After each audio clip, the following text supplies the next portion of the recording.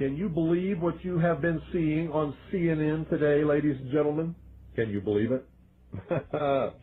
Supposedly, a CNN reporter found Osama bin Laden, took a television camera crew with him, went into Osama bin Laden's hideout, interviewed him and his top leadership, his top lieutenants and colonels and generals in their hideout. This is a CNN reporter with a camera crew. And he came out and told everybody, within 3 weeks, Osama bin Laden is going to attack the United States and Israel. Now, don't you think that's kind of strange, folks?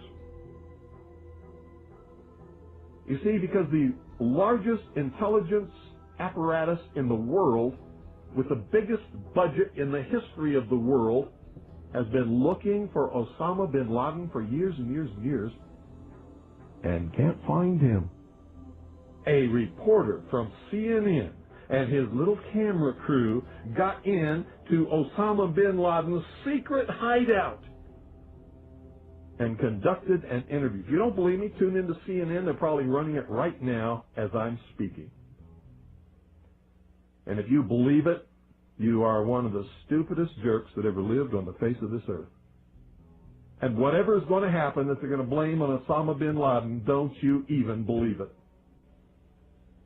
When in hell are all you people going to wake up?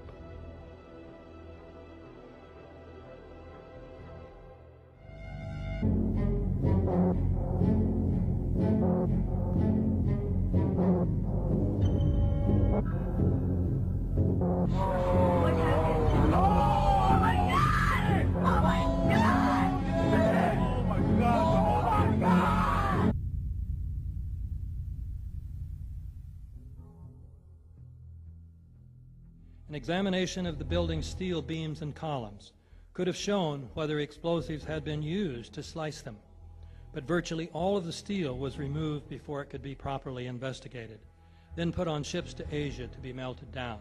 It's important for us to not reveal how we collect information. That's what the enemy wants. And you have no evidence that the government's behind 9/11, and I frankly think it's an awful thing to allege, considering it's not true and you haven't proved that it is. It's totally implausible. Like, we would report that if that were true. Because these guys own our government. They print our money, and they own not only the government, but they own you. You are their property. So, in other words, these guys print the money, they run the country, and they own you, and they own everything around it. And so they make the laws, and that's why they can decide who can kill who, and who can get away with who, and who can get away with whatever, because they make the laws and they decide, all right?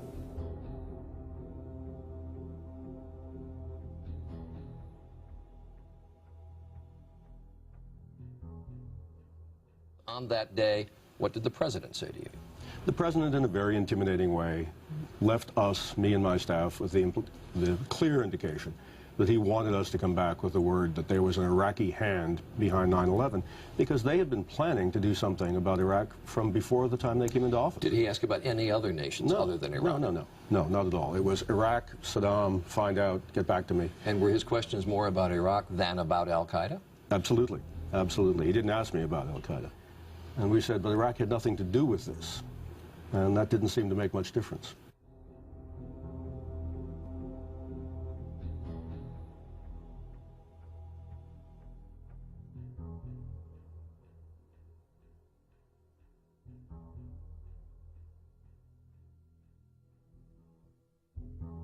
And we'll continue to work together to achieve peace. That's what we want.